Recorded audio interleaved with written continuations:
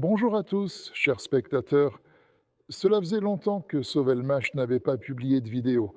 Les webinaires ont été annulés et il y avait des raisons objectives à cela.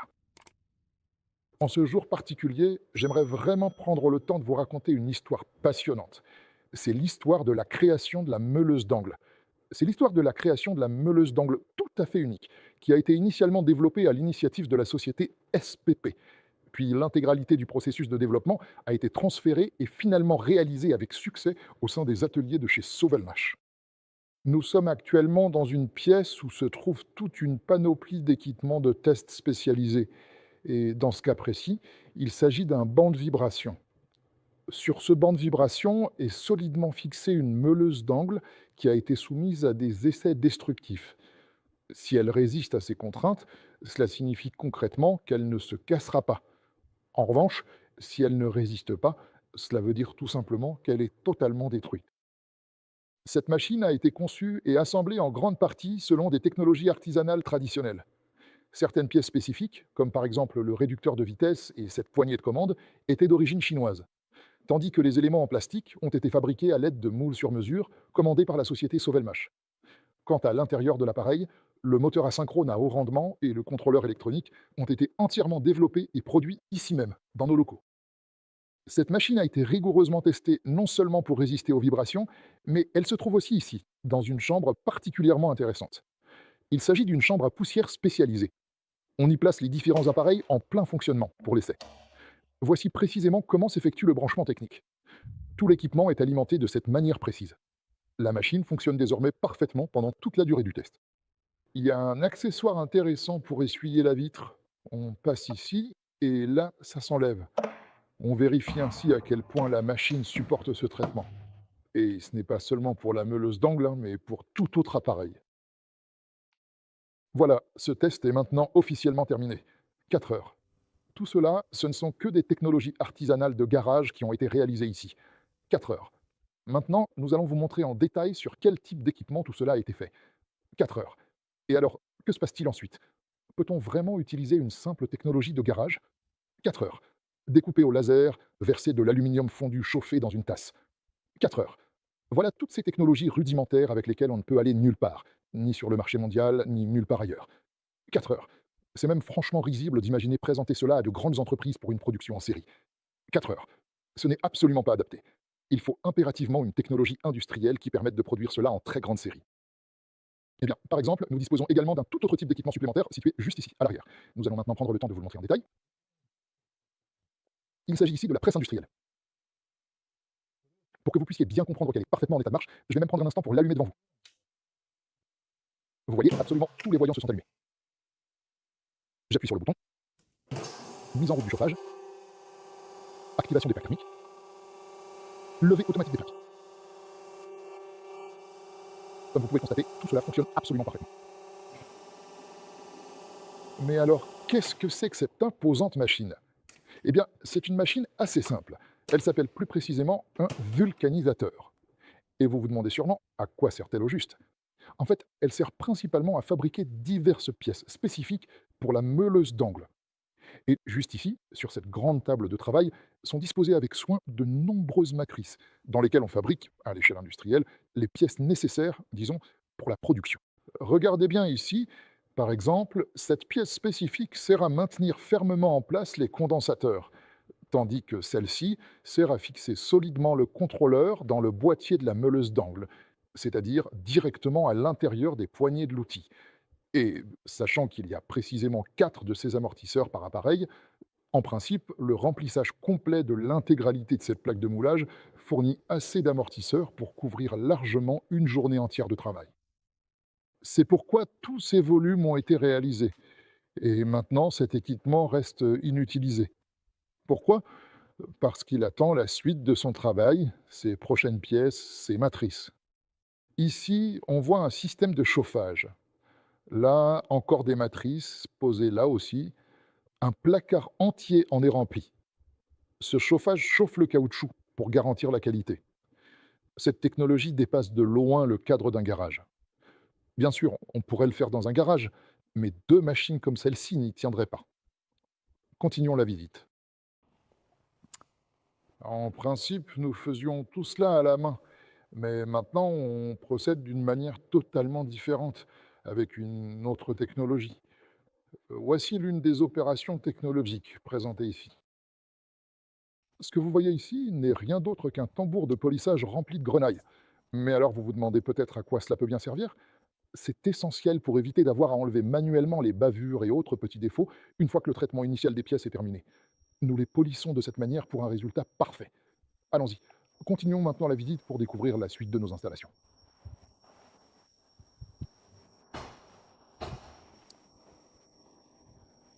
Faisons maintenant un petit tour ensemble dans cet atelier passionnant.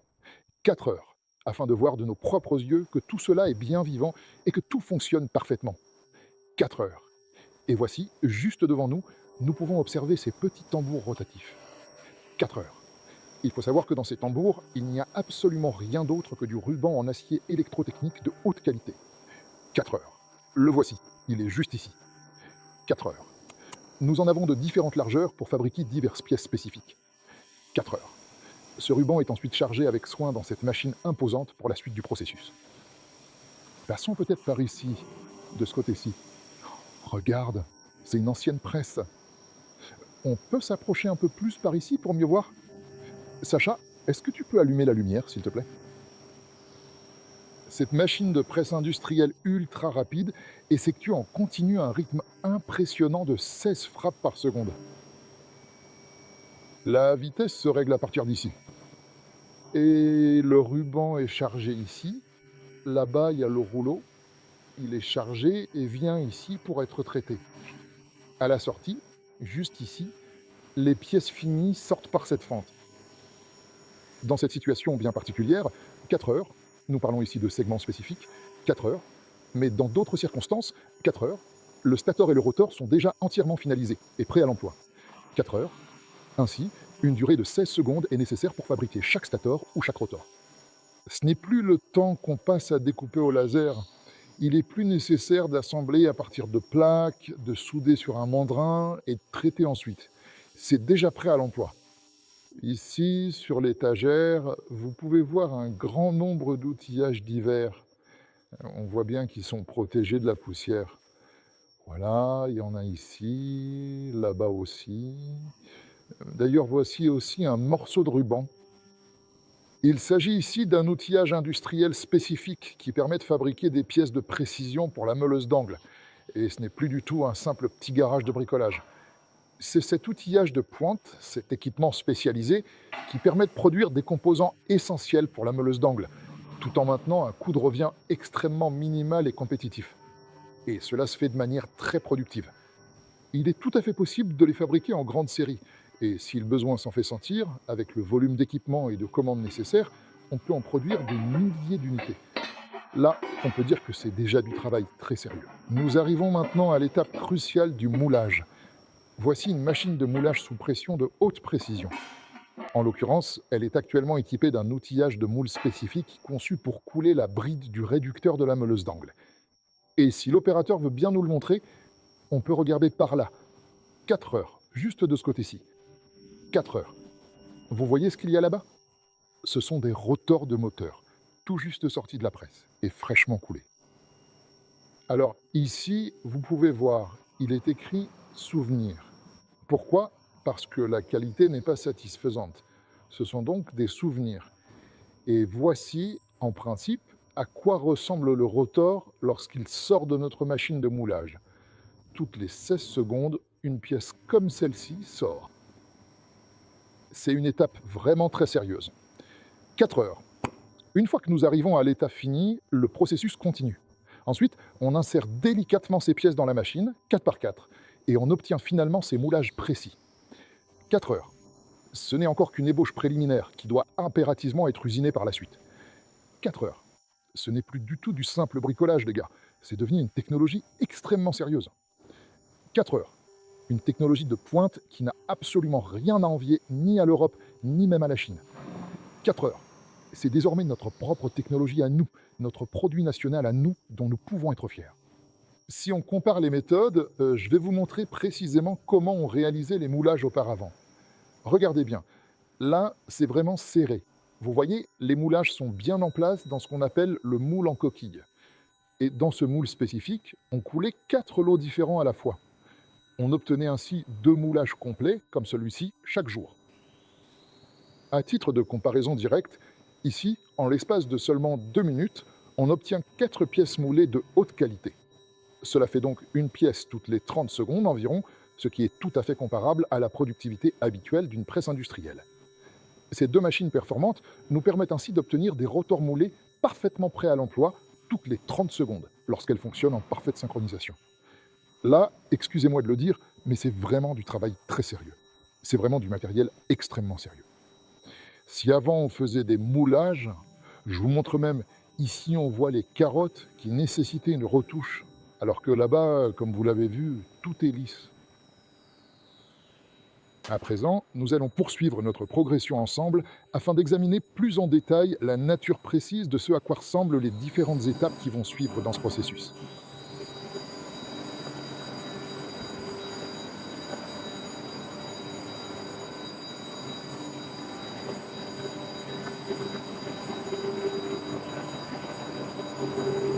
Et ensuite, nous voyons.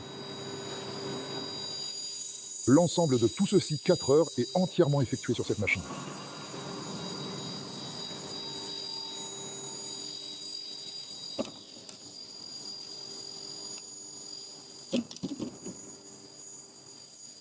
Très bien, nous allons juste passer par ici.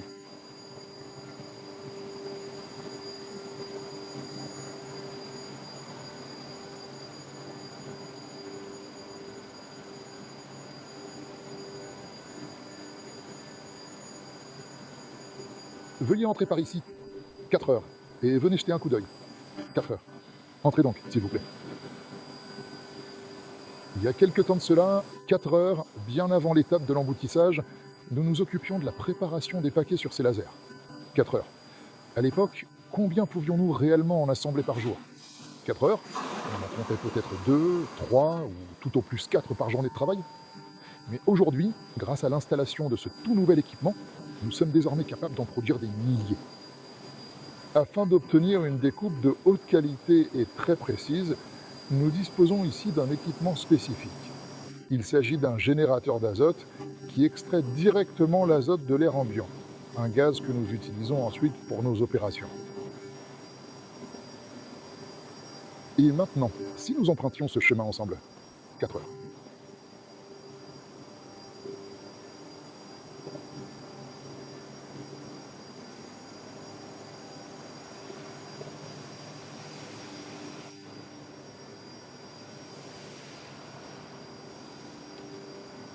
Je vais me remettre à travailler. 4 heures, je vais retravailler un peu plus ce dessin. 4 heures. Et maintenant, regardons par ici. Alors, dites-moi les gars, qu'est-ce qui se passe exactement ici? Est-ce que vous pourriez nous montrer ça, s'il vous plaît? Juste par ici. Nous voyons ici de nombreux cartons qui sont remplis d'ensembles de composants prêts à être assemblés pour fabriquer les meuleuses d'angle. Tout cet espace en est rempli. Chaque boîte est pleine de ces pièces détachées. C'est déjà l'étape cruciale de l'assemblage final. Et cet assemblage est un travail sérieux. On peut observer sur les grandes étagères, dans l'entrepôt, que des caisses contenant les pièces nécessaires sont installées. Allons maintenant un peu plus loin pour voir la suite. Au fait, montrez-nous un peu les volumes de fils stockés ici. Jetez un coup d'œil à cette quantité. Regardez combien de fils il y a. C'est vraiment impressionnant. C'est principalement utilisé pour la production des meuleuses d'angle, des moteurs intégrés et des moteurs sans carter. Il y en a également une grande réserve en bas. Passons par ici.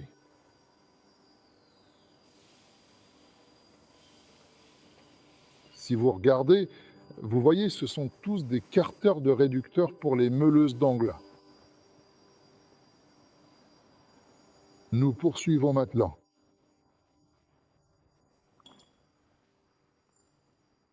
Nous nous trouvons actuellement ici, au sein de notre vaste entrepôt de stockage. Regardez attentivement. Nous avons ici diverses rondelles spécifiques destinées au serrage précis de l'étrangleur, par exemple pour vos installations industrielles. Sachez qu'il y a également à votre disposition tout le matériel nécessaire pour effectuer des travaux de soudure de haute qualité. Si vous regardez, il y a aussi des semi-produits ici. Les voilà.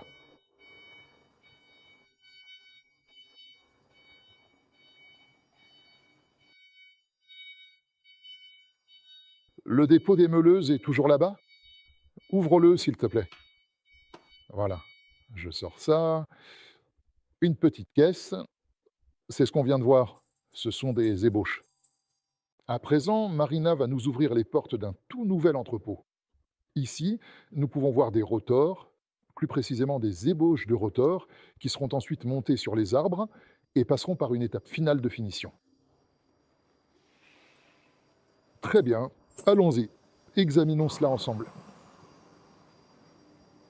C'est précisément pour cette raison que la production industrielle en grande série se distingue fondamentalement de la fabrication artisanale, par le fait qu'un très grand nombre de pièces détachées sont préparées et soigneusement entreposées en stock bien avant de commencer l'étape finale de l'assemblage. Regardez ici, nous avons toutes ces caisses et ces nombreux sachets de protection. Ce sont en réalité des bagues de fixation spécifiques conçues pour installer solidement les ventilateurs sur l'arbre de transmission. Ici, dans cette zone, il y a de nombreuses palettes. Et voilà, justement, des palettes chargées avec des rotors. C'est stocké dans ces quantités importantes ici même. Voici maintenant des traverses spécifiques pour les moteurs encastrables. Elles sont prêtes et bien préparées. Et ici, je vais prendre le temps de vous montrer, à l'intérieur des caisses posées sur ces palettes, il y a également des arbres de transmission. Regardez maintenant ces rotors 4 heures qui sont tout à fait prêts pour l'étape de l'usinage. 4 heures, comme vous pouvez le voir, ils ne sont pas encore tout à fait terminés. 4 heures, ils sont empilés ici, soigneusement disposés en attendant la prochaine phase de leur fabrication. Voici les déchets de fonderie. Les voilà, ils sont là. Personne n'a l'intention de les jeter quelque part. Ils seront recyclés et serviront à couler à nouveau les mêmes rotors. Si nous prenons un instant pour observer attentivement ce qui se passe ici, on peut voir la quantité impressionnante de pièces métalliques qui sont actuellement estampées, soigneusement préparées, et celles qui sont d'ores et déjà totalement assemblées. On peut également en apercevoir une quantité non négligeable juste ici, dans cette zone. Et les vastes entrepôts de stockage 4 heures sont désormais totalement saturés et remplis de toutes ces pièces détachées. C'est également le cas ici, là, juste là, au troisième étage. 4 heures. Elle se trouve juste ici. C'est précisément la raison pour laquelle une quantité vraiment colossale se trouve ici. 4 heures. Et voici déjà les ébauches pour le motiloc, ici et ici. Voici des segments pour les moteurs. Le stator, le rotor, eux aussi sont estampés en quantité colossale. Mais ce ne sont plus des meuleuses d'angles, c'est déjà pour un quadricoptère de classe super lourde. Et voici maintenant les paquets assemblés. Les voilà, les paquets assemblés, ceux du stator ainsi que ceux du rotor. Et cela a été fait en une très grande quantité industrielle. Tout cela est véritablement conçu pour l'avenir. Et quand on nous reproche de ne pas avoir encore obtenu l'autorisation de mise en service, oui, nous ne l'avons pas obtenue, mais nous n'avons pas perdu de temps. Si nous avions fait tous ces préparatifs après la mise en service, imaginez combien de temps nous aurions perdu. Ce temps n'a pas été gaspillé car nous avons travaillé, installé la technologie, perfectionné les procédés et rempli l'entrepôt. Et maintenant, je veux vous montrer une chose. Nous allons sortir de l'entrepôt. Voici des colorants, des granulés pour colorer le polymère pour l'outil électroportatif, dans la couleur souhaitée. Allons-y. Marina, nous allons voir maintenant où sont rangés les ventilateurs. D'ailleurs, en ce moment, nous faisons très attention à l'électricité. Nous n'utilisons rien de superflu. C'est pourquoi une partie de l'éclairage... Marina, où sont les ventilateurs? Quel ventilateur vous faut-il pour l'outil électroportatif?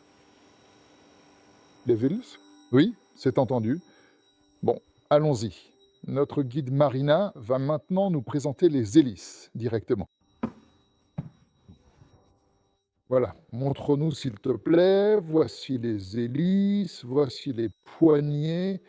Et tout ça, ce n'est pas fabriqué en Chine, les gars. Tout ça est produit chez Sovelmash. Et maintenant, si vous le voulez bien, je vais vous montrer exactement à quoi tout cela ressemble en détail. D'ailleurs, nous avons également la possibilité de vous montrer ceci. Juste là-bas, vous pouvez apercevoir plusieurs ébauches de composants. Pour ce qui est du Stator, c'est spécifiquement conçu pour un drone, un moteur d'aviation de haute précision. Et maintenant, nous allons voir une autre facette particulièrement intéressante de notre processus. Avant, nous usinions et fabriquions tout cela nous-mêmes, de manière artisanale et manuelle, même ici, même en ayant déjà des moules à disposition. Mais ce n'était quand même pas assez productif pour nous. Mais maintenant, grâce à l'achat de cet outillage spécialisé, ce qui a bien sûr représenté un investissement conséquent mais nécessaire, nous avons obtenu ce résultat. Entrons ici pour voir cela de plus près. Les voilà enfin, ils sont vraiment magnifiques. Ce que vous voyez ici, c'est un stator, un semi-produit essentiel. Il a déjà été usiné avec précision. Il faudra encore y poser soigneusement tout l'enroulement électrique, puis procéder à l'étape du vernissage complet. C'est précisément le moteur destiné au modèle Motilok. Les paquets que vous avez vus là-bas, on les place dans l'outillage de la machine sous pression, avec la bague. On ferme, 1 minute, et c'est prêt. Bon, il y a encore des carottes, mais on les enlève sur cette machine. Ce paquet de logiciel a été correctement installé juste ici. Voilà. On peut tout simplement l'allumer, mais je ne vais pas le faire maintenant. Une fois que les carottes sont bien coupées, elles tombent directement ici, dans cette caisse. C'est un système extrêmement technologique, une véritable prouesse de haute technologie. Cela permet désormais d'effectuer toute l'opération avec un minimum d'efforts physiques et de contraintes. Avant, le bâti, c'est-à-dire le corps du stator, était usiné en une durée de 18 à 20 heures. Mais maintenant, cela ne prend plus qu'une seule minute. Et maintenant, si vous le voulez bien, allons-y, montons ensemble à l'étage. Et maintenant, nous allons poursuivre la discussion sur cette meuleuse d'angle polyvalente. Pour que nous comprenions vraiment bien l'ensemble de la situation. Parce que beaucoup de gens pensent encore que tout cela reste simplement au niveau d'un petit garage et que ça s'arrête là. Mais non les gars, je vous assure que ce n'est plus du tout un simple garage désormais. Oui, il est vrai que nous avons pris un certain nombre de retards, disons, d'ordre technologique. Mais ils sont essentiellement liés au fait que, comment pourrais-je exprimer cela au mieux? L'appétit vient en mangeant. Tout au long du processus de préparation et du perfectionnement de la technologie, nous avons découvert toute une série de solutions additionnelles, ou plutôt le désir profond de mettre concrètement en œuvre ces nouvelles idées et ces développements technologiques innovants est apparu. Et il faut savoir que tout cela est pleinement dans l'intérêt direct du consommateur, de l'utilisateur, car toutes ces avancées technologiques contribuent à améliorer de manière tout à fait considérable la qualité finale du produit. Extérieurement, elles sont presque imperceptibles à l'œil nu, mais en réalité, entre le modèle que nous avons vu sur le banc de vibration et celui qui est actuellement en cours d'assemblage final, il s'agit en réalité de deux versions radicalement distinctes. Ce sont deux machines totalement différentes l'une de l'autre.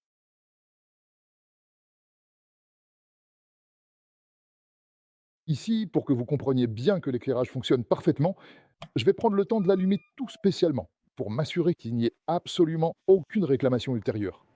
Venez par ici, s'il vous plaît. Il est important de noter que tout cela n'a été rendu possible que grâce à l'ensemble de l'équipement qui a été acheté et aux outillages spécifiques qui ont été acquis. Leur fonctionnement a été mis au point, puis ajusté, parce qu'au début, rien ne fonctionnait parfaitement du premier coup, et tout ne réussissait pas immédiatement. Parce que même en venant de Chine, la quasi-totalité de l'équipement devait être modifiée. Et à présent, si vous me suivez, nous entrons dans l'atelier. L'opérateur va vous montrer le savoir-faire et le travail quotidien de nos employés.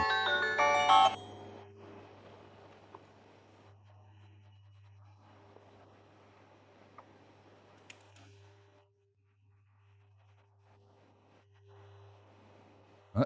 Là, les gars sont actuellement en train de tout préparer avec soin. Ils déplacent doucement les grandes sections déjà préparées et bien enroulées. Ils les installent maintenant sur l'outillage spécifique. Je pense sincèrement qu'on peut filmer tout ce processus sans aucun commentaire supplémentaire. Regardez attentivement à quoi cela ressemble vraiment en réalité. Le processus d'insertion.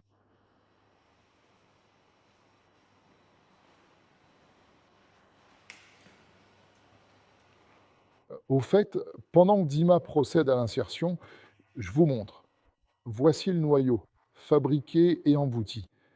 Voici l'isolation de la rainure, installée à l'aide d'une machine automatique que nous avons conçue et fabriquée. Les ouvriers présents sur place ne chargent pas la bande à la main, car c'est une machine qui se charge de la découper. Elle replie ensuite le matériau, forme la petite boîte de manière extrêmement précise et l'installe dans la rainure. L'ensemble de ce processus s'effectue entièrement automatiquement. Là, Timur est en train de retirer les sections de l'outillage. Il les a bobinées sur une machine CNC et maintenant il les enlève, il les suspend ici, tandis que Dmitri s'occupe déjà de l'étape suivante. Dmitri est un opérateur très minutieux. Il maîtrise non seulement cette opération technologique, mais aussi l'emboutissage et le moulage sous pression. Voilà, on serre, c'est parti. Et voilà, c'est tout. Et maintenant, on passe au formage.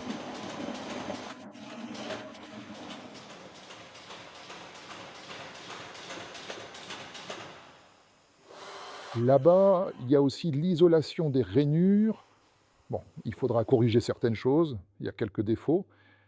Allons plus loin. Voici une opération technologique. C'est une machine. Elle a été spécialement conçue pour des moteurs de ce type. Alors, ici, nous avons quelque chose, allons-y tout de suite. On va allumer la lumière. Nous voici maintenant dans cette pièce spécifique. Ici sont soigneusement stockés tous les outillages qui nous permettent de fabriquer des moteurs de différentes dimensions et puissances. Voilà notre machine principale. C'est un automate de précision dédié au rainurage. C'est précisément là qu'on effectue l'étape du rainurage, ainsi que l'installation de l'isolation des rainures directement dans le noyau. Et enfin, vous pouvez voir ici les différents rouleaux utilisés. Ici, on voit déjà des moteurs rainurés qui sont posés. Voici les outillages, des gabarits pour différentes tailles de moteurs.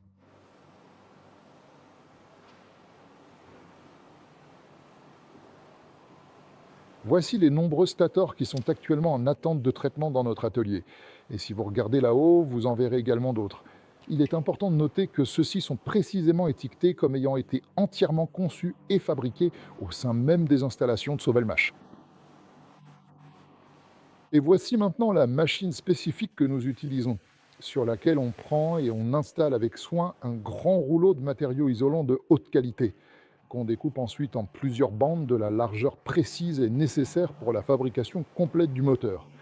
Voilà exactement le genre de processus technique qui se déroule ici chaque jour. Allons-y tout de suite pour voir la suite.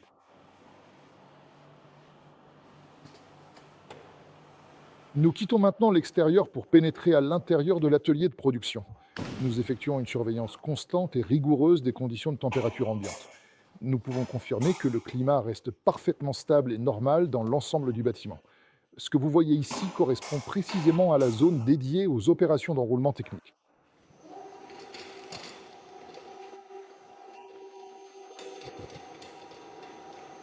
Ici, le processus d'enroulement d'une section est en cours.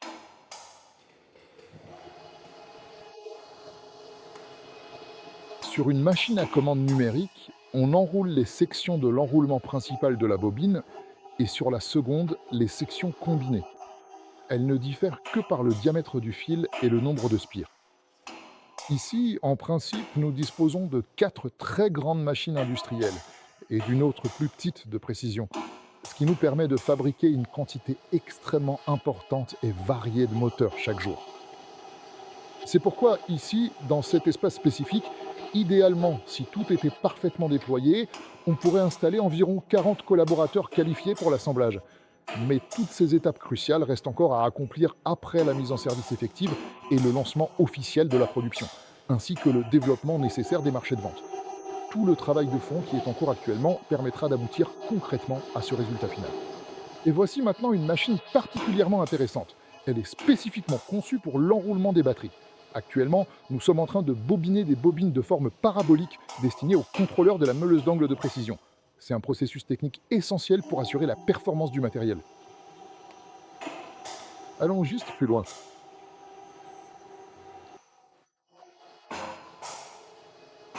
Voici une petite machine.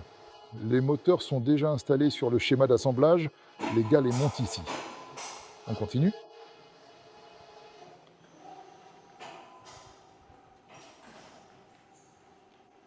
Nous n'avons pas l'intention de traverser tout l'atelier principal. Nous allons emprunter plutôt le long couloir sur le côté.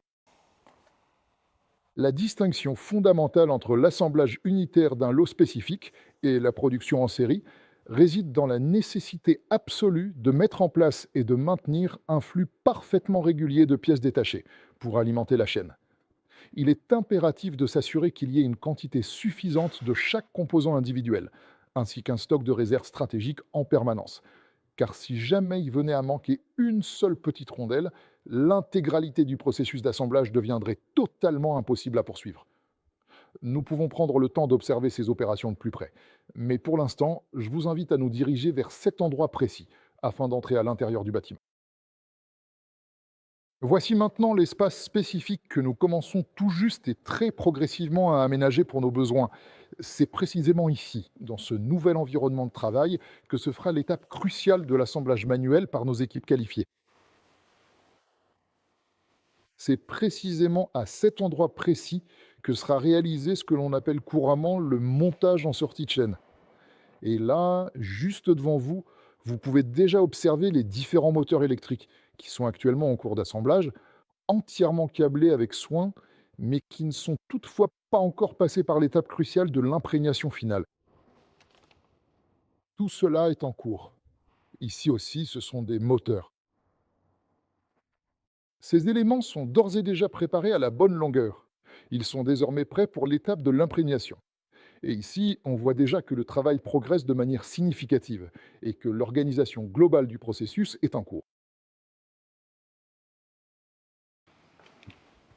Et voilà que nous sommes enfin arrivés à un endroit particulièrement intéressant. Peux-tu nous montrer, s'il te plaît, un gros plan bien détaillé?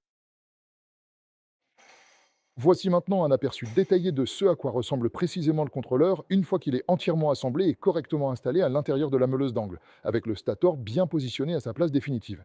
À ce stade précis du processus, il ne nous reste plus qu'à procéder à l'installation complète de la tête de la machine, et ce sera absolument tout pour cette étape. Une fois cela fait, l'appareil sera alors intégralement et parfaitement remonté. Pour être tout à fait clair, quand nous parlons de la tête, nous faisons bien entendu référence à l'ensemble constitué par le réducteur accompagné de son rotor. Et juste ici, dans cette partie, nous étions dans la zone de vulcanisation. C'est précisément là où se trouvait tout l'outillage nécessaire pour le processus de fabrication de ces amortisseurs, avec ces trous ronds. C'est ici qu'ils sont installés. On peut d'ailleurs le montrer. Là-bas, il y en a un de couleur noire, que vous pouvez apercevoir en haut et en bas. C'est cet amortisseur qui permet de garantir un niveau de vibration le plus bas possible transmis au contrôleur. Et comme vous pouvez le voir très clairement, il n'y a absolument aucune fente sous le radiateur, car c'est exactement là que se trouve toute l'électronique de puissance. Et alors, en principe, il faut savoir qu'il ne craint pas du tout la poussière ferromagnétique ni la poussière abrasive. Tout simplement parce que cette matière n'est pas du tout abrasive.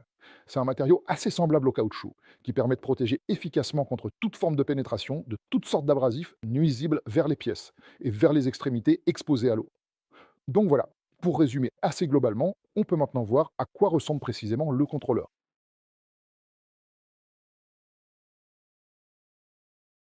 Il nous reste encore de nombreuses améliorations significatives à apporter pour optimiser davantage et réduire les coûts. Parce que la lutte pour le coût de revient est l'élément le plus important. C'est notre priorité absolue et fondamentale, car il n'y a absolument aucun intérêt stratégique ou économique à produire quelque chose de super cher. Il est donc impératif de s'efforcer continuellement d'atteindre le coût de revient le plus bas qu'il soit possible d'obtenir. Et à l'heure actuelle, nous en sommes précisément à cette étape cruciale du processus. Ensuite, il s'agira tout particulièrement d'améliorer encore la réduction des coûts et d'augmenter la grande facilité de mise en fabrication. Si vous regardez bien, il y a ici un connecteur. Le voilà. C'est un connecteur technique pour travailler avec le contrôleur. Et voici à quoi il ressemble. Juste ici, vous pouvez observer un cache de protection spécial qui a été conçu spécifiquement pour protéger les contacts électriques. Il est important de noter que ce cache peut être retiré facilement si cela s'avère nécessaire. Une fois que cette protection est enlevée, on peut alors procéder au branchement des câbles ainsi qu'à la phase de programmation du système. Et ici, je vais vous montrer, voilà, montrer sur le poste de travail, ils sont déjà disposés. Et la grande majorité de ces éléments sont désormais positionnés tout en bas de la structure, pour qu'on puisse les manipuler et travailler avec plus facilement. Le processus est d'ores et déjà en cours d'exécution. Alors, allons-y sans plus attendre. Nous allons peut-être essayer de passer par ce côté-ci. Le processus n'est pas artisanal, ni à l'unité, mais bien en série. Voilà, nous avons montré la machine pour l'enroulement toroïdal. Les voici. Ils sont ainsi rangés, prêts à être montés, les contrôleurs. Evgeny, montre s'il te plaît. Là, il y a une self. Retourne-la. Voilà. Vous voyez?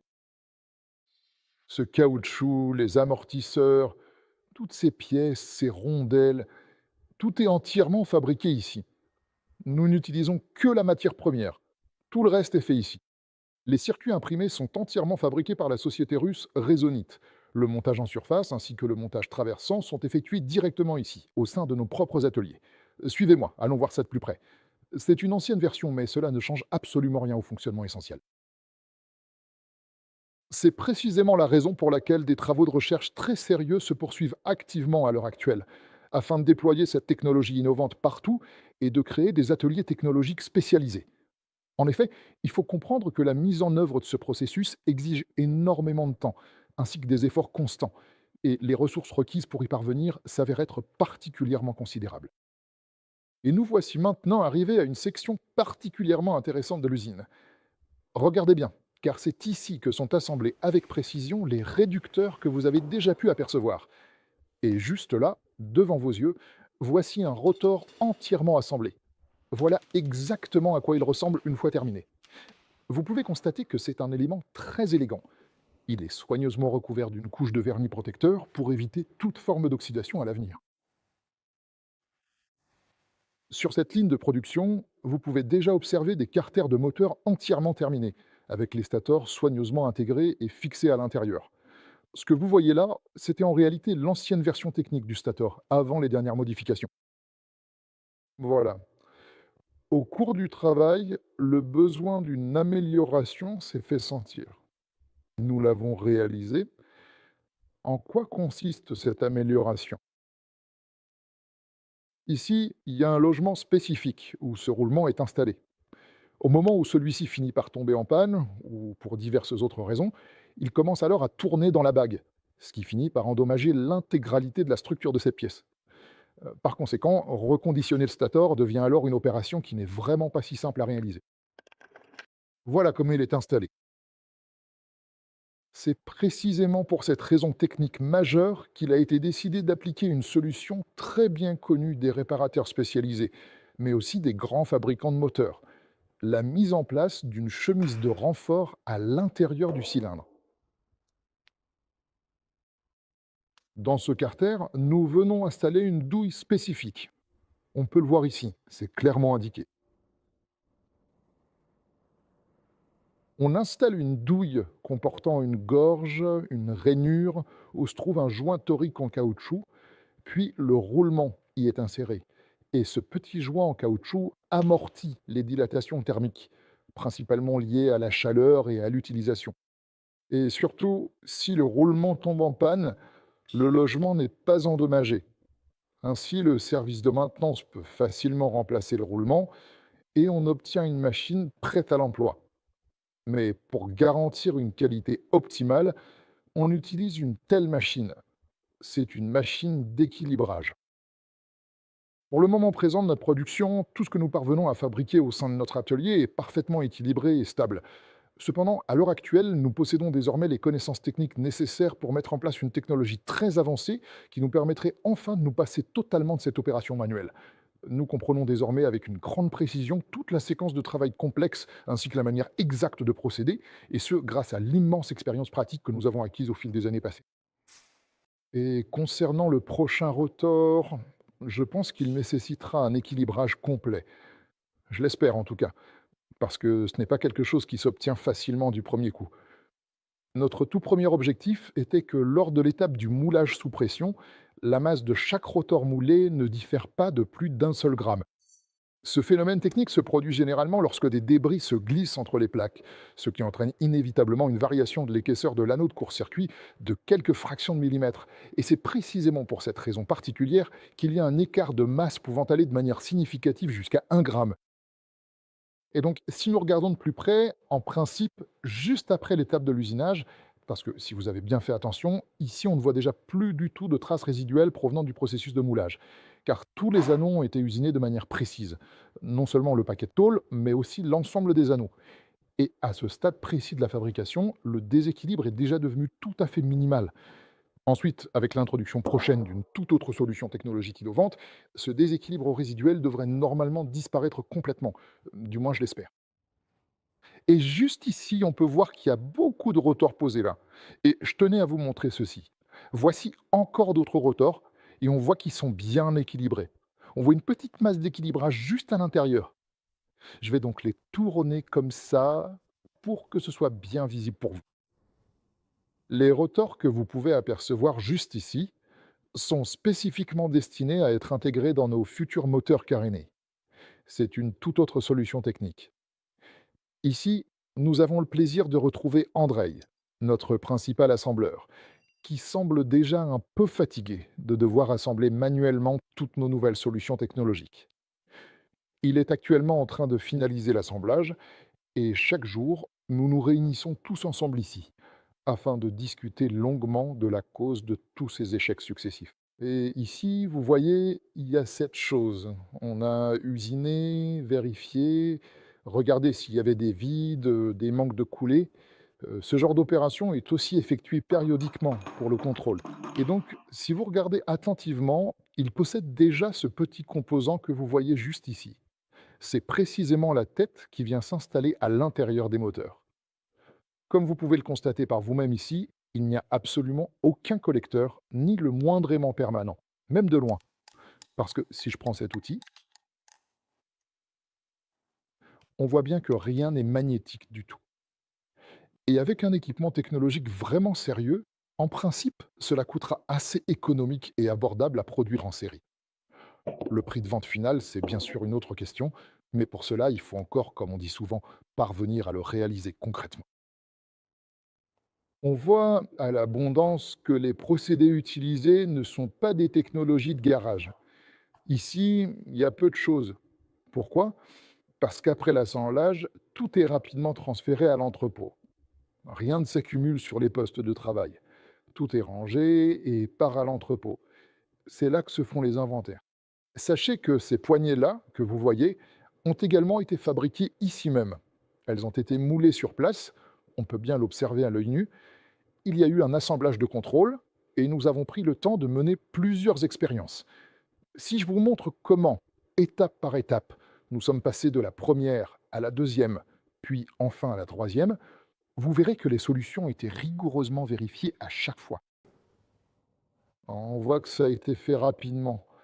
Ici, on distingue les amortisseurs blancs. Ils étaient faits en silicone, mais en principe, le caoutchouc convient aussi.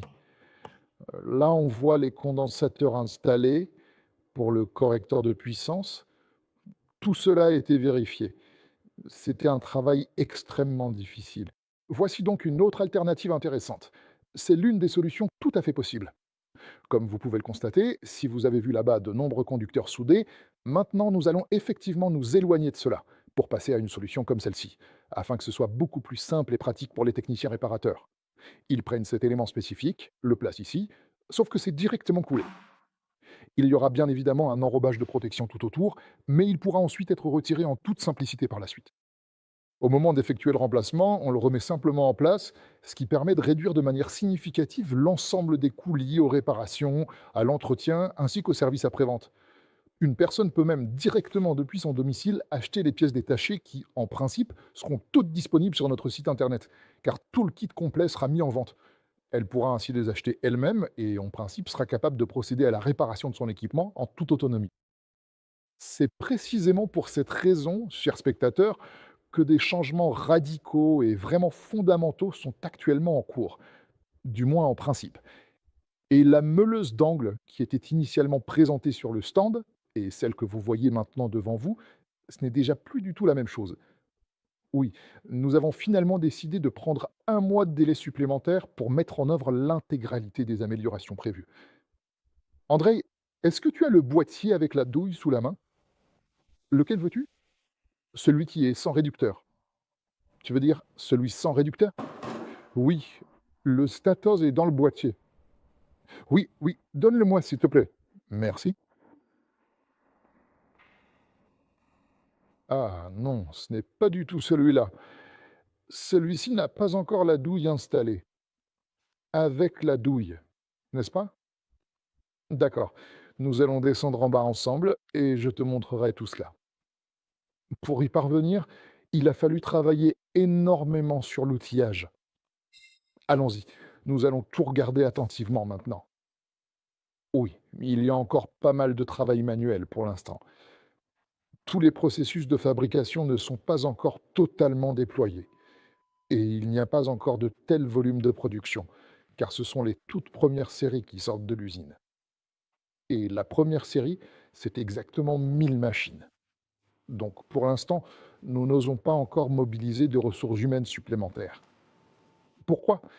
Parce qu'on n'a absolument pas d'argent en trop pour le moment. Et les revenus que nous générons actuellement, nous les gagnons essentiellement grâce à nos activités commerciales. Pour l'instant, nous n'avons pas encore la possibilité concrète de développer ou d'étendre davantage nos capacités technologiques, ce qui limite nos options.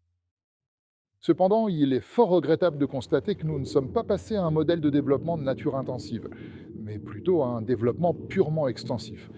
C'est précisément pour cette raison fondamentale que nous passons désormais progressivement vers la mise en place d'un système complet d'autofinancement.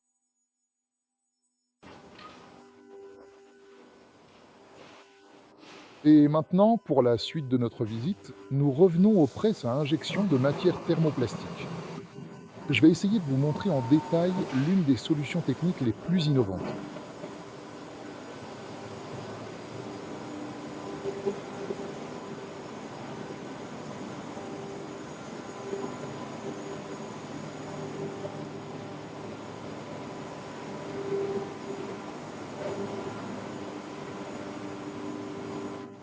Regardez bien, voici ces magnifiques anneaux.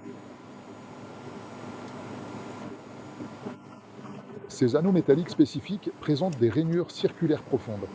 C'est précisément à cet endroit que l'on vient installer les joints d'étanchéité en caoutchouc souple.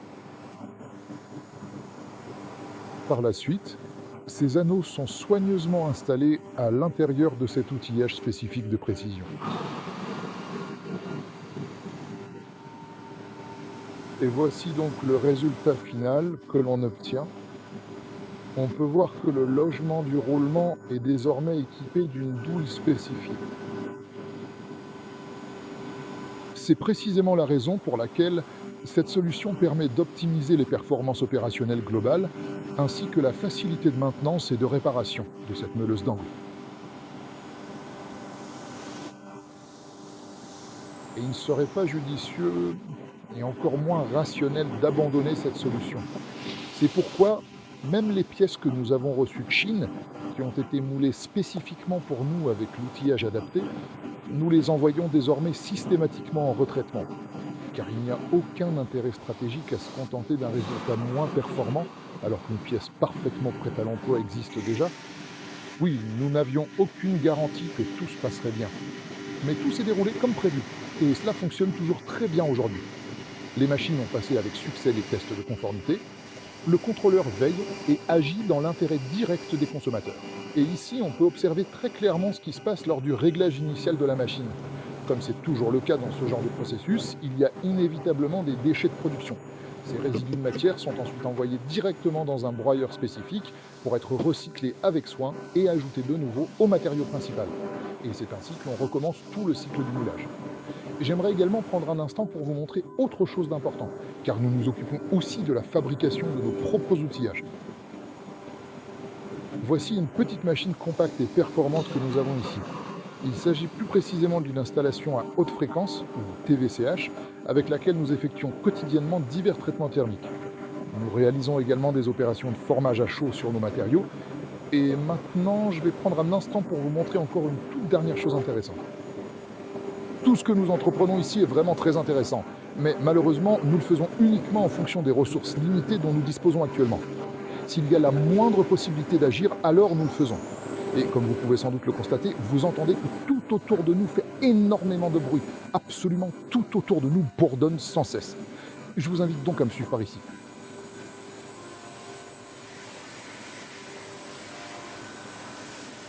Regardez bien ce genre d'objet. Je pense que rien qu'en observant attentivement son apparence assez particulière, vous avez déjà certainement deviné qu'il s'agit d'un outillage spécifique. Mais alors, un outillage pour quoi faire exactement? C'est en fait pour couler la cage d'écureuil située à l'intérieur du rotor d'un quadricoptère.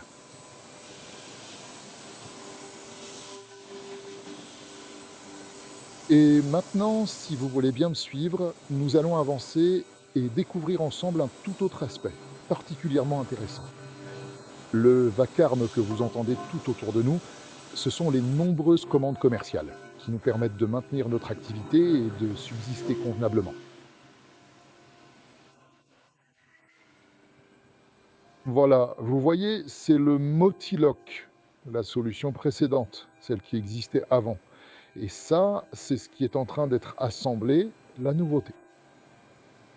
Même celui-ci est d'ores et déjà considéré comme dépassé, car une toute nouvelle version est actuellement en plein processus de développement et de réalisation. À partir des nombreux essais effectués sur ce châssis spécifique, nous obtenons une toute nouvelle solution considérablement plus légère, qui, en termes de pure qualité d'exploitation technique, ne s'avère absolument pas inférieure à ce cadre d'origine. Ici, nous entrons dans la pièce et nous voyons le four, une première armoire, puis une deuxième, juste à côté, dans lesquelles se fait tout le processus de séchage.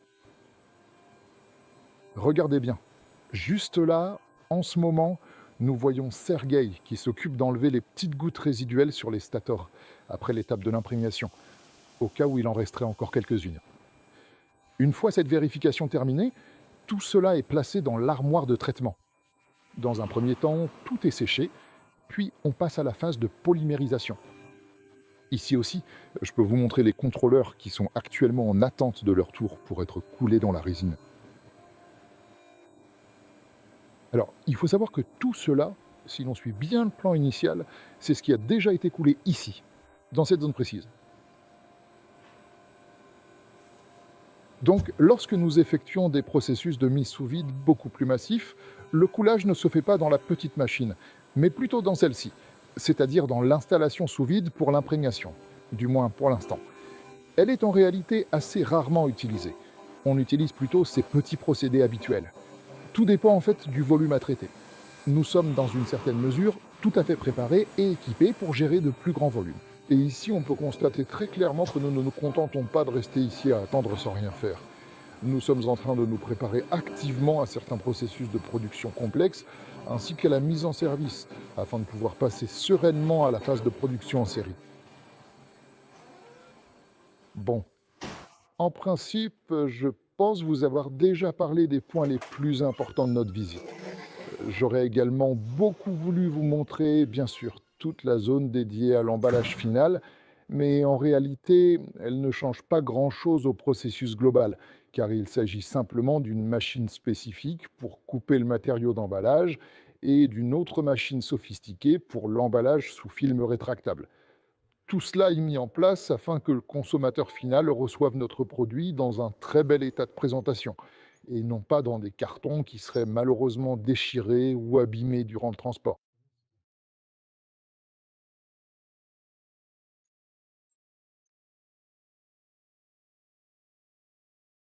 Alors, vous vous demandez sans doute quand auront lieu précisément les tirages dont nous avons parlé ensemble. Je pense sincèrement que ce sera déjà effectif dans les tout prochains jours.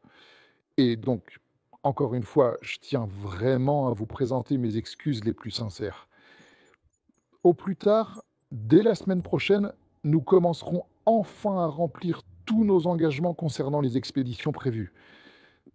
Tout cela se fera dans les délais impartis et tout va avancer de manière beaucoup plus active. Parce que durant toutes ces dernières semaines, il faut dire que nous avons tous été extrêmement occupés par de nombreuses tâches.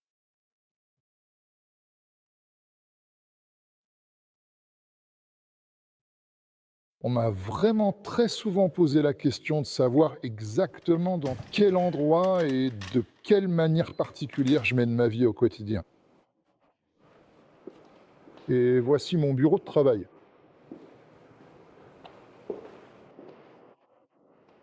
Il s'agit d'un espace de travail tout à fait ordinaire qui ressemble en tout point à ceux occupés par l'ensemble des autres collaborateurs de cette entreprise. En revanche, celui qui est réservé au directeur s'avère être un petit peu plus spacieux et nettement mieux aménagé que les autres. Et je voulais vous montrer quelque chose d'assez particulier comme ça. C'est d'ailleurs l'un des tout derniers exemplaires que j'ai reçus. Bon, il n'y a pas besoin de préciser le nom, le prénom ou même le patronyme. Ce n'est pas du tout nécessaire ici. C'est tout à fait évident. Voilà, vous voyez, des lettres arrivent chaque jour.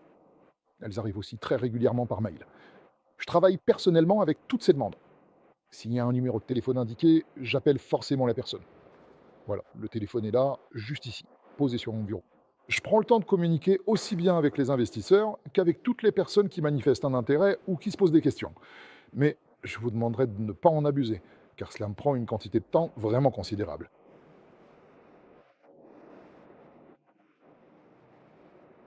J'ai déjà pris le temps de répondre en détail à ce courrier électronique. Malheureusement, il semble que l'investisseur n'ait pas encore tout à fait saisi avec précision où se situent exactement les limites de responsabilité respectives, ainsi que les zones d'intervention spécifiques de Sovelmash d'un côté et de Solar Group de l'autre.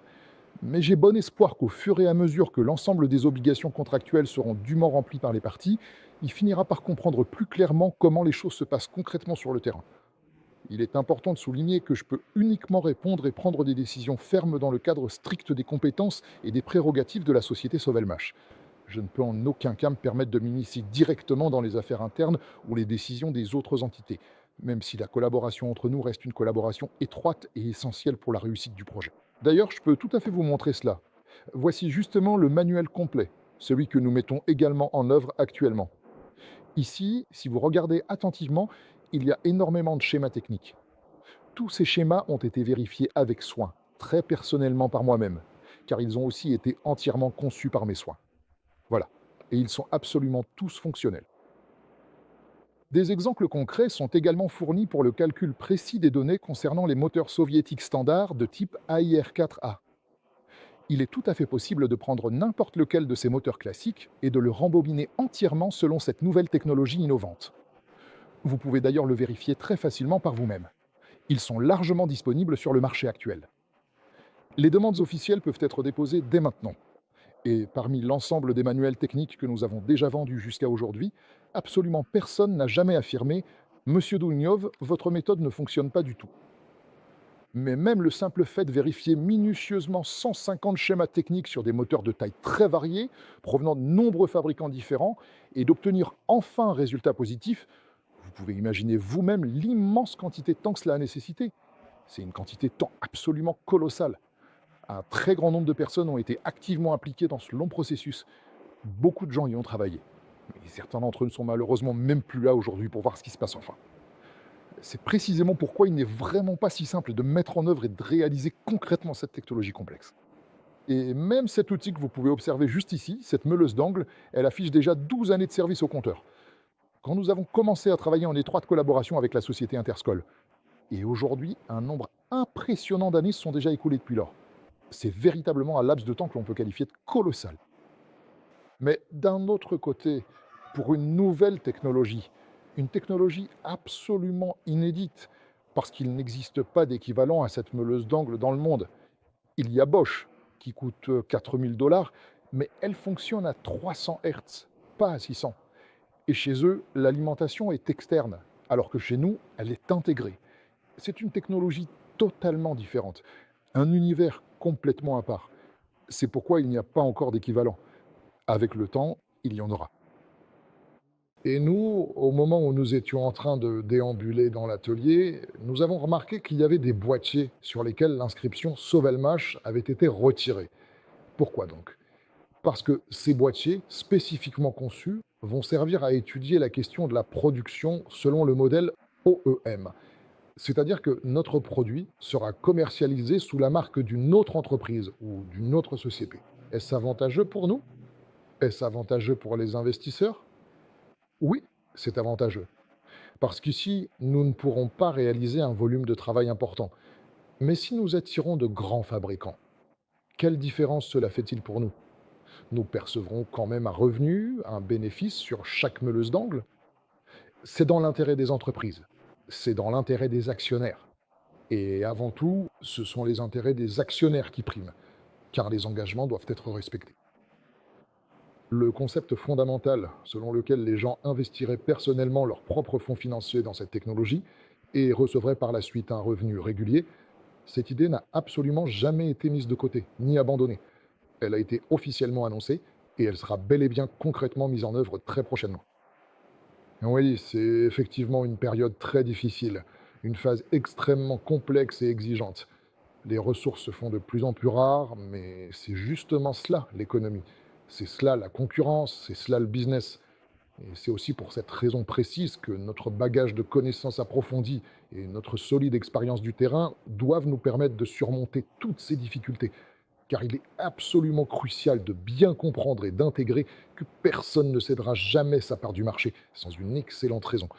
C'est là que réside la règle fondamentale et absolue de tout ce secteur. Merci. Prenez soin de vous. Au revoir.